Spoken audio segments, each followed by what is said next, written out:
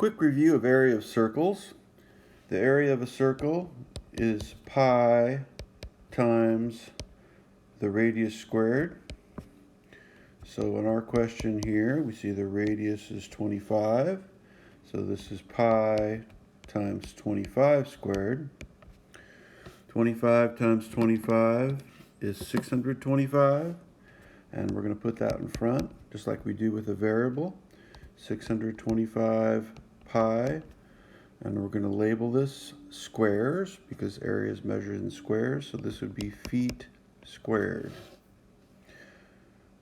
Pop that in your box, hit submit, and you're done. Circumference of a circle. The circumference of a circle, or the distance around a circle, is pi times the diameter, pi d. More often than not, we seem to use 2 pi r for our formula. Remember, 2 radii make 1 diameter. And I think that's because we're often just given the radius, and so 2 pi r is what we go to. So in this question, it's 2 pi times a radius of 24.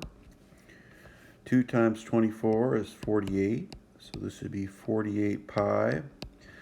This is not area. We're not measuring this in squares. This is just normal measuring. The distance around that circle is in miles, so this is 48 miles.